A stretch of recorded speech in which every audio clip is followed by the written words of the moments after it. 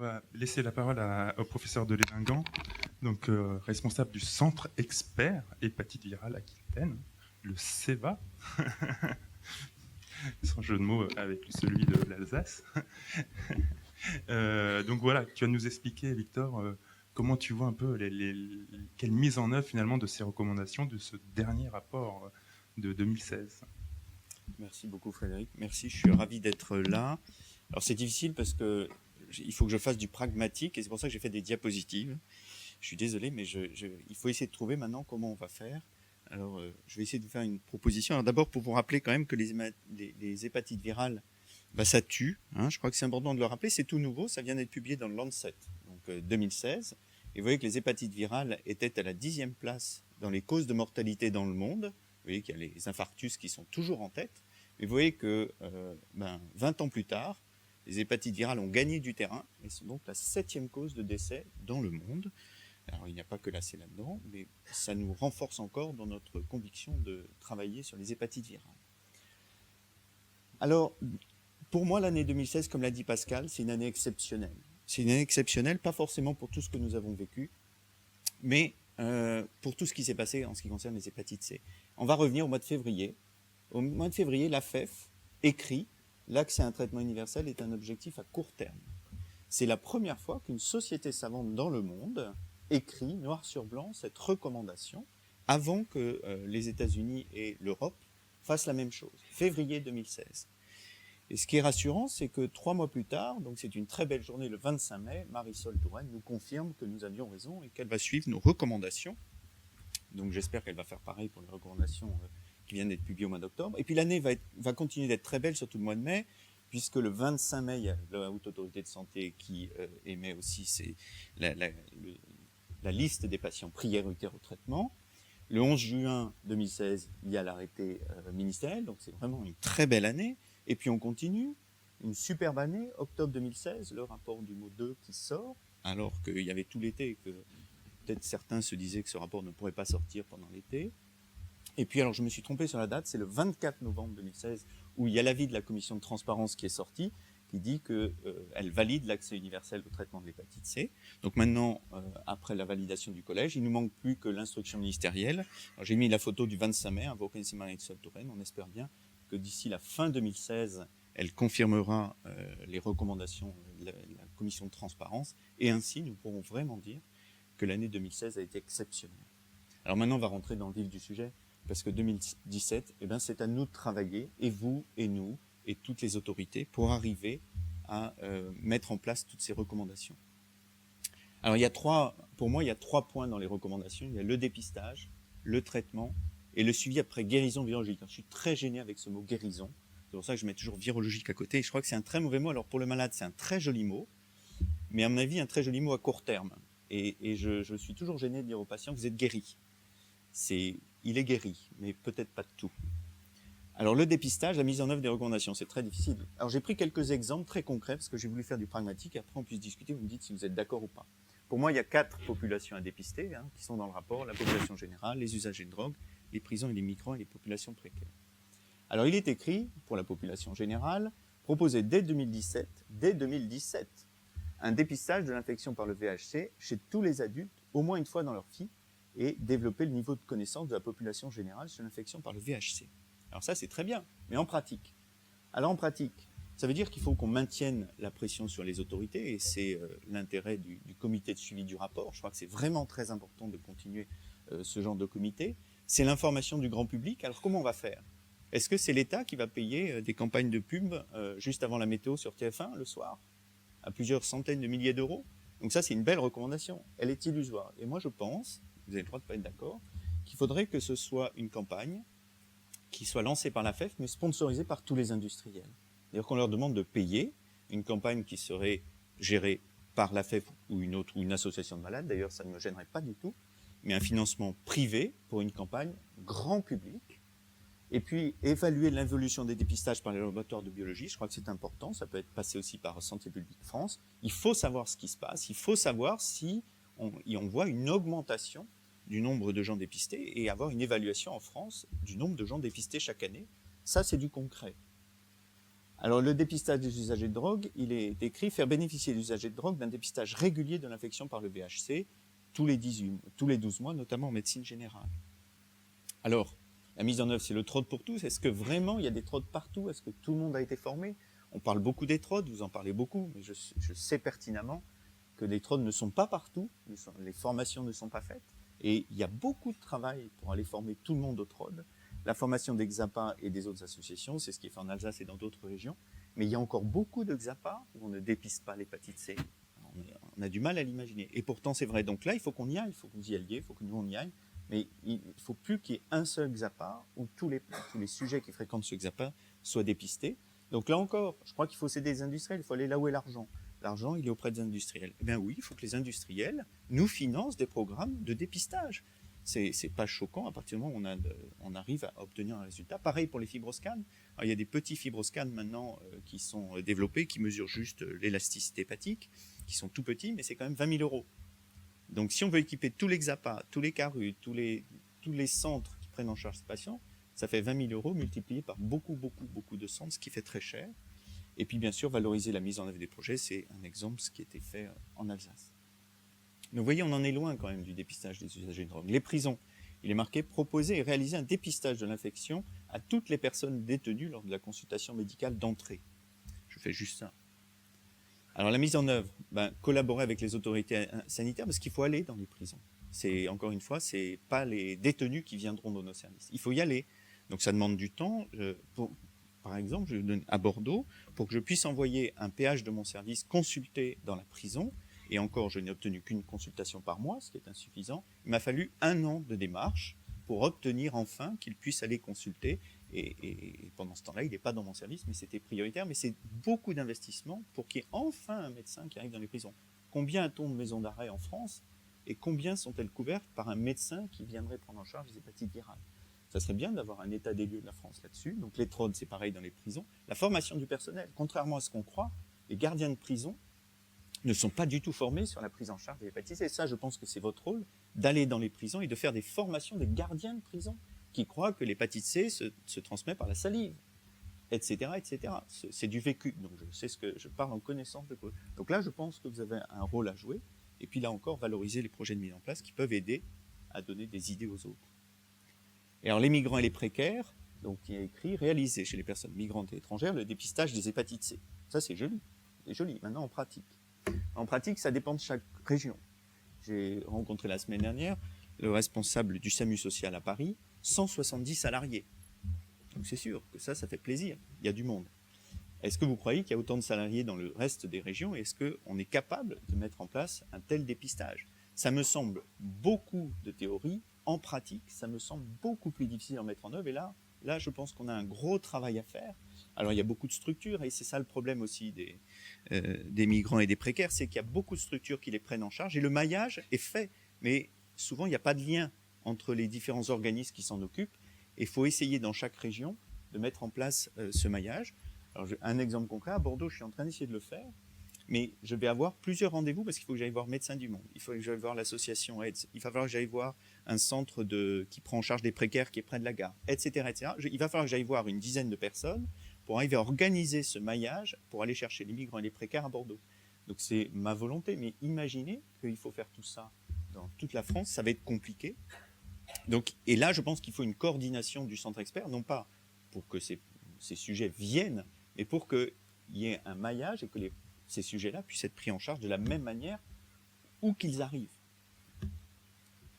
Alors ma conclusion, c'est que le dépistage, ça va dépendre des autorités, des soignants et des structures, et surtout des programmes de financement, je crois qu'on en revient toujours là, mais que le premier point, c'est plus on informera le grand public, plus on pourra y arriver, parce que quand on informe le grand public, on informe aussi les patients, mais on informe aussi toutes les structures qui sont prises en charge, on informe les médecins généralistes, on informe tout le monde. Je crois que la priorité, à mon avis, pour 2017, pour le dépistage, c'est l'information du grand public. Alors pour le traitement, ça va aller plus vite parce que finalement, on connaît tous les traitements qui sont arrivés. Alors cette semaine, ça y est, c'est signé. Donc le prix du Zipatir sera officialisé cette semaine, mais il est signé. Le CEPS m'a promis que le prix était très bas. Donc je ne sais pas ce que c'est pour eux. Et pour l'autre, ça sera... Donc on a beaucoup de traitements. Donc là, facile de traiter. Donc les recommandations AFEF sont publiées chaque année et réactualisées chaque année. Alors ça devenait un peu un millefeuille. On vous promet que pour les prochaines qui vont sortir en 2017, elles vont être plus simples, plus efficaces pour permettre de guérir tout le monde.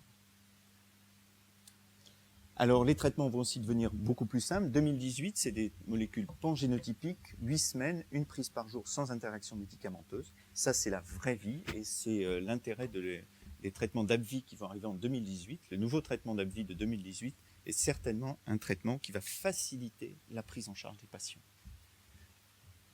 Alors les RCP, on l'a dit, elles vont être simplifiées. Et puis, moi, je voudrais lire une phrase qui me plaît beaucoup dans ce qu'a dit Marisol Touraine. Je veux rappeler que les RCP répondent à des préoccupations de santé et ne sauraient en aucun cas être un lieu de contrôle administratif des prescriptions. Je crois qu'il ne faut pas l'oublier, elle l'a dit, elle l'a écrit. Ça, c'est important. Les RCP ne sont pas là pour savoir si on a le droit ou pas le droit de traiter. Elles sont là pour aider le soignant. Donc, c'est une aide à la prescription pour avoir le meilleur choix thérapeutique. C'est des conseils sur les interactions médicamenteuses avec les pharmaciens qui sont toujours là. C'est la mise en place d'un soutien dictologique, social, avec une association. L'objectif, c'est pas d'échec au traitement. C'est ça l'objectif. Il faut guérir tout le monde et c'est important parce que 2018, avec la molécule d'AbbVie, sur 1000 patients traités, c'est 2 échecs virologiques. C'est-à-dire qu'en 2018, on est à 99,8% de guérison. On ne pourra pas faire mieux puisque ces 2 échecs, c'est vraiment des échecs virologiques avec des mutations du virus de ces 2 patients. Mais ayons pour objectif le 99,8% en 2018 avec les molécules d'AbbVie qui arrivent. La triple de Gilead fait moins bien. Alors le suivi après guérison virologique, alors comment mettre les recommandations? Parce que là, les recommandations, elles arrivent un peu tardivement. On a beaucoup de malades qui sont restés un peu au bord de la route et je crois qu'il faut renouveler un peu ce qui a été dit. C'est qu'un malade guéri de virologique, il n'est pas guéri de sa maladie.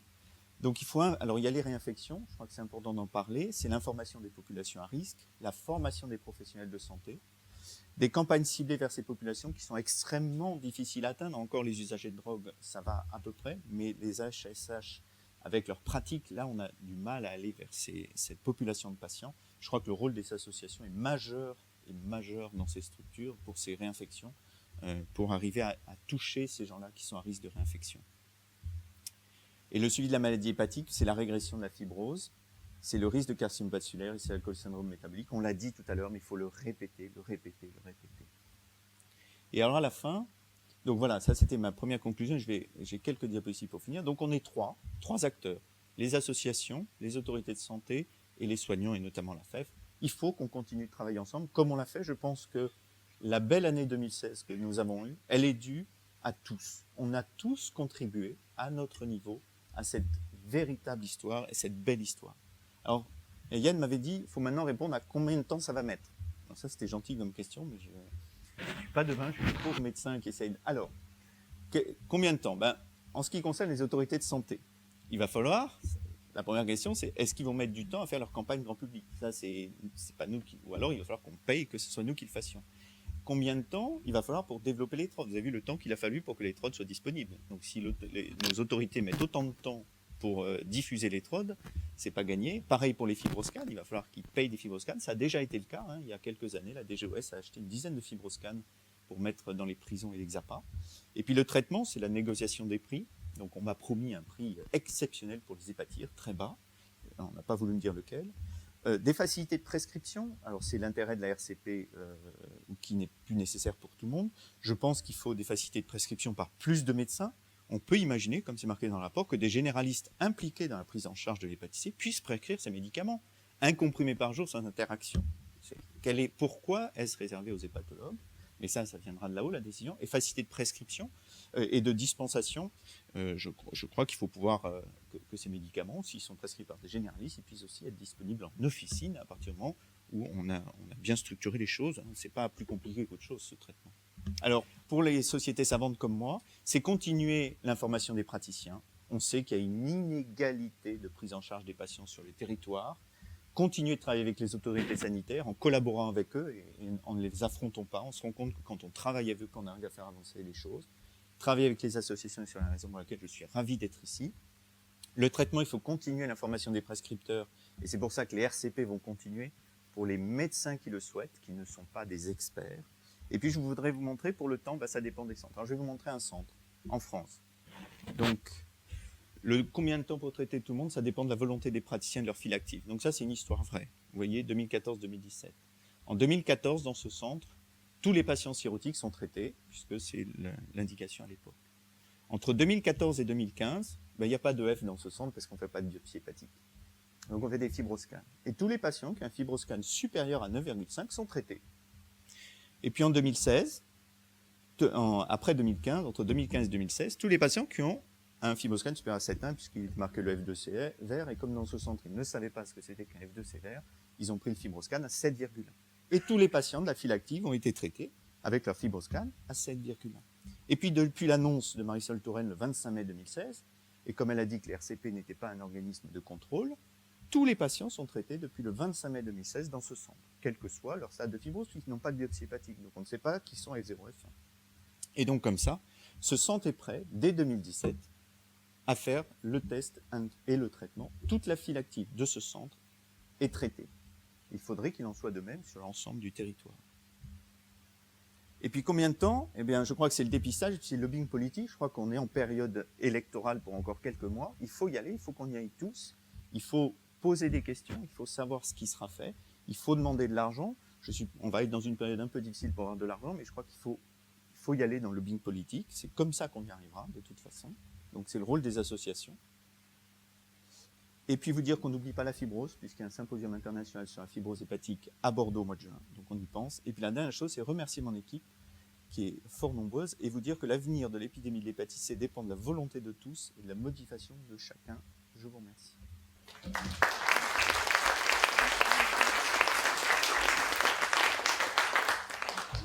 Alors merci Victor, on va prendre encore des questions. Juste informer tout le monde que, comme tu l'as dit, ça serait bien de mettre en place des campagnes d'information au grand public pour asseoir un peu cette recommandation du dépistage universel. Et SOS Hépatite est en train de lancer justement un projet qui s'appelle le projet Savoir c'est guérir, qui justement a pour but de lancer ce dépistage universel au moyen d'un outil de communication qui est la musique en fait, par la création d'une chanson en fait, rock, une en français et une en anglais, qui va pouvoir justement toucher tout le public et nous permettre de communiquer sur les hépatites et sur l'incitation au dépistage. Et justement, il est demandé justement aux industriels de pouvoir soutenir cette campagne. Donc tu le disais très bien dans ton diaporama comme une recommandation, finalement nous y sommes. Donc nous invitons vraiment les industriels à nous rejoindre sur cette campagne. Certains l'ont déjà fait. Donc il n'y a plus qu'un pas à franchir pour que l'on puisse être tous ensemble dans cet axe du dépistage universel et qu'on arrive vraiment à dépister tous ces patients et qu'on puisse enfin tous les traiter pour mettre fin à l'épidémie. Oui, Daniel. Oui, la proposition d'aide des industriels n'est pas dans le rapport. Hein, voilà. Donc, non, on aurait pu le mettre, mais je pense qu'il faut faire très attention à ce qu'on écrit lorsque ces documents sont lus par le ministre de la Santé actuel. Alors, on en parlait tout à l'heure avec Thomas Laurenceau. Pourquoi pas un financement du dépistage par les industriels. Alors, je ne sais pas si c'est les laboratoires qui font les tests ou les laboratoires qui font les médicaments, mais dans tous les cas, il y aura à gérer psychologiquement et politiquement et pragmatiquement le lien d'intérêt qui s'établit.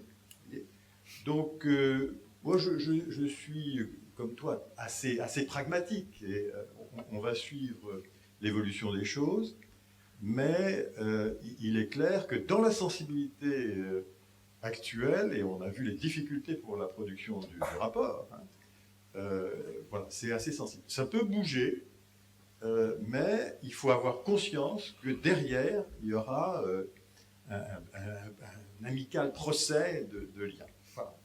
Et en tous les cas, je suis prêt à soutenir une proposition comme celle-là. Voilà. Si c'est pour le bien du patient, il faut faire attention. Mais nos valeurs, contrairement à ce que disent parfois certains ministres, doivent rester intacte.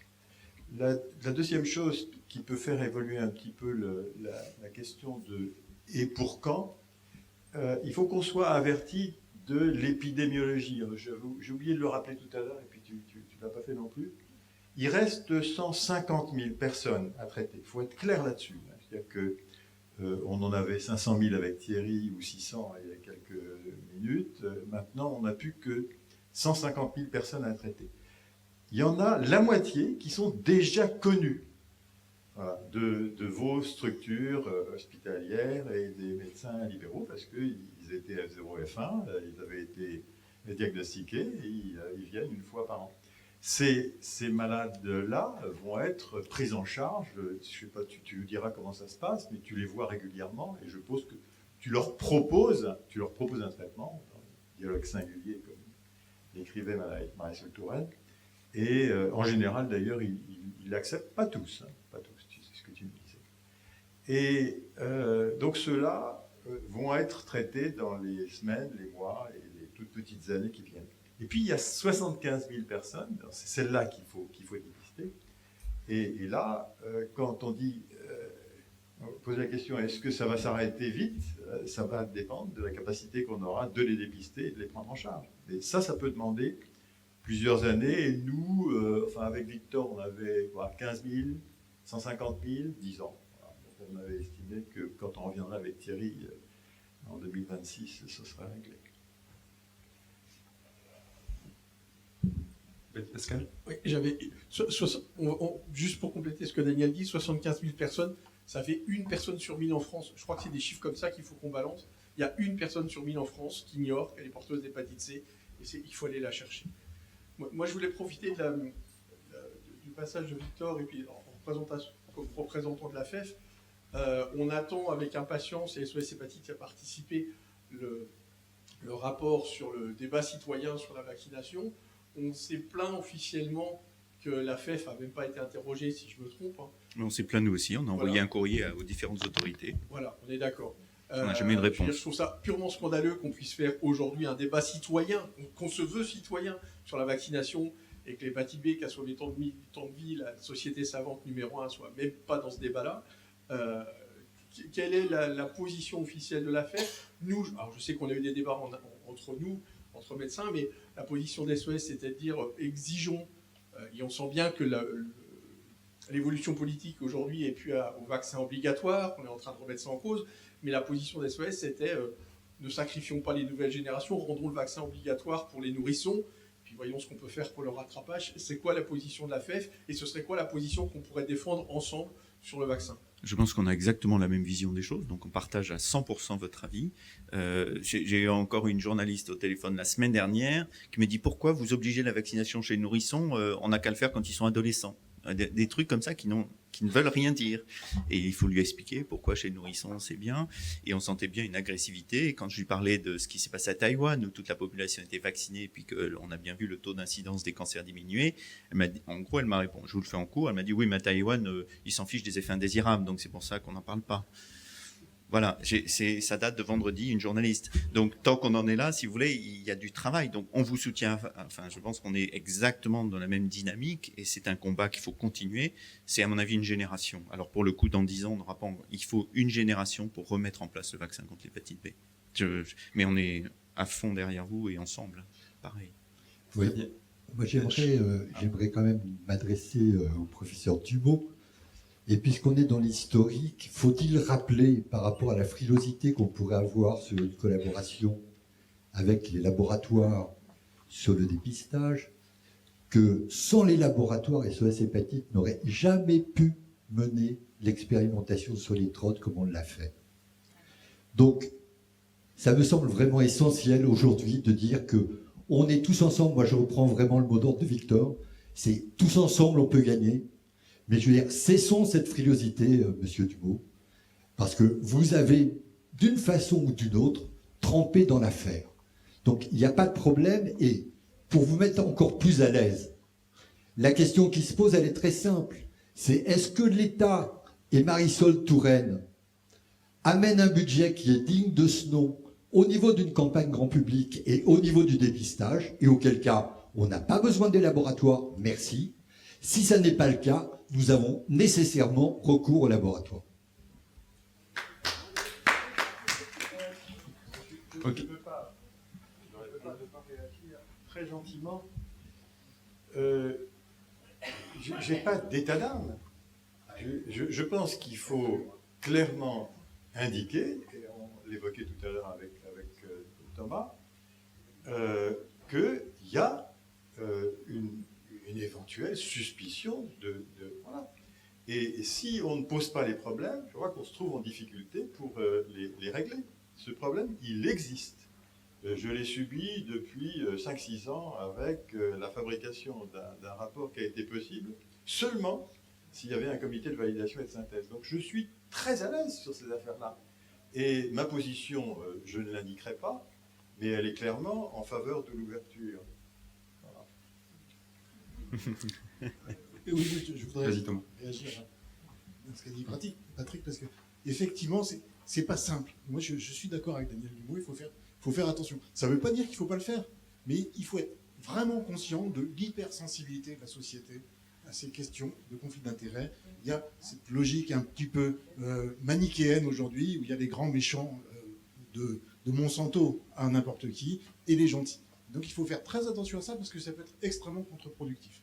Donc moi je suis d'accord, et je le sais bien, je viens d'être payé pendant 15 ans à dénoncer les conflits d'intérêts, hein, et pourtant j'étais adhérent de SEC Petite, et j'allais chercher, je suis allé moi aussi chercher des sous chez les uns et chez les autres pour faire avancer les choses. Donc il n'y a pas de souci, mais il faut être conscient de ça. Il faut être conscient du fait que si on ne fait pas bien les choses, si on ne montre pas de manière très transparente pourquoi on le fait, on a eu récemment des papiers comme ça qui dénonçaient l'appel au traitement comme une espèce de rouleau compresseur des labos qui allait se faire plein de pognon grâce à la complicité de tous les hépatologues ici réunis et des associations de patients. Moi, j'ai vu ces papiers. C'est des papiers qui font mal. Il faut faire attention à ça. Il faut anticiper. Donc c'est pour ça que moi, je rejoins Daniel Dumont. On y va, mais ça n'empêche pas de créer tout de suite les pare-feux. Attention, moi, je n'ai pas demandé à ce que les laboratoires fassent les pubs. Il faut que ce soit quelqu'un d'indépendant qui soit financé. C'est-à-dire que ça peut être la FEF, ça peut être SOS Hépatite, c'est ça qui est important. C'est pas un financement direct. Hein, c'est ça la petite subtilité. Merci Victor en tout cas.